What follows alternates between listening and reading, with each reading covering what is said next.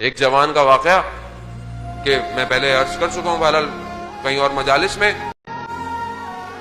کہ وہ ایک عالم دین کے ساتھ تھا، ایک شخص کے ساتھ زیارت کا سفر کر رہا تھا، رستے میں نماز کا وقت ہوا تو اس نے برابر والے سے کہا، بعض کتاب میں عالم دین ہے، بعض میں کوئی شخص ہے، کہا کہ اگر آپ نہیں پڑھ رہے تو میں فوراً نماز پڑھ کر آ جاؤں۔ تو انہوں نے اس کے حلیوں کو دیکھا تو اس کا حلیہ ظاہراً ایسا نہیں تھا کہ آپ بولیں گے اول ٹائم پہ نماز پڑھے گا، یعنی ایسے کپڑے، لباس، جینز پہنی ہوئی، بالوں میں جیل لگی ہوئی۔ تو اس نے بولا کہ ایسے دیکھ کے تو ایسا، تو خیر اس نے کہا پڑھ لیں۔ وہ نماز پڑھ کر آیا تو اس سے پوچھا کہ بھائی تمہارے حلیے سے تو نہیں لگتا کہ تمہارے دل میں نماز کی اتنی تڑپ ہو، اتنا وہ ہو، تو یہ معاملہ کیا ہے؟ تو اس نے بتایا کہ میں کچھ عرصے کے لیے اپنی ڈگری کرنے کے لیے فرانس چلا گیا اور پیرس میں رہتا تھا، لیکن گھر بہت مہنگے تھے، رہائش بہت مہنگی تھی، تو میں نے رہائش کچھ فاصلے پر رکھی ہوئی تھی، 1-2 گھنٹے کی فاصلے پر شہر سے باہر۔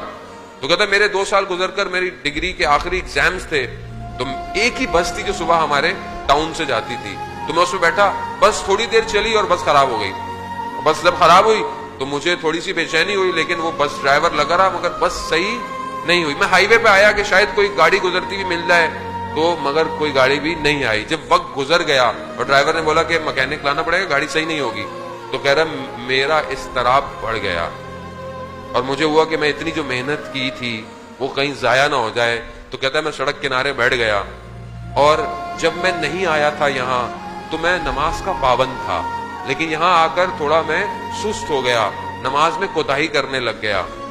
اس وقت میں نے وقت کے امام کو پکارا اور کہا یا امام زمانہ مجھے اس مشکل سے نکال دیجئے، میں وعدہ کرتا ہوں نماز آئندہ اول وقت پڑھوں گا۔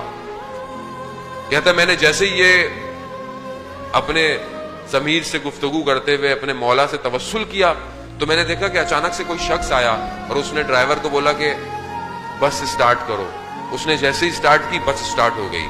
میں بھاگتا ہوا پہلا شخص تھا جو بس میں بیٹھا، لیکن ابھی میں دروازے سے اندر داخل ہوا تو وہی شخص گھومتا ہوا دروازے پر آیا اور اس نے مجھے کہا یہ جو تم نے وعدہ کیا ہے اس پر قائم رہنا۔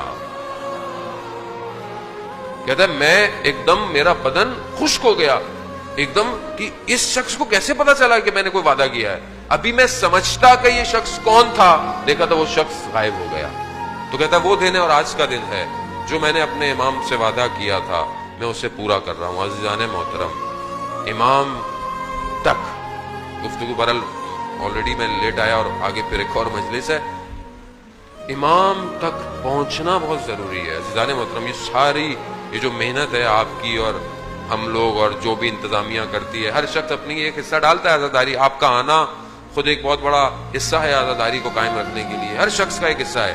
اس سب کا اجر جو ہے وہ امام کی نصرت ہے۔ اگر یہ مجلس ہمیں امام زمانہ تک نہیں لے کے جا رہی تو پھر یا تو میرے اندر کوئی پرابلم ہے جو بیان کر رہا ہے، یا پھر آپ کے خدا نہ خواستہ، میں آپ کو نہیں کہوں گا، کہ کوئی ایسا عمل ہے جس نے مجھے روکا ہوا ہے۔ ہمیں امام تک پہنچنا ہے عزیزان محترم۔ یہ جو صفتوں کے اندر خوبیاں ہیں یہ خدا نے ہمیں عطا کی۔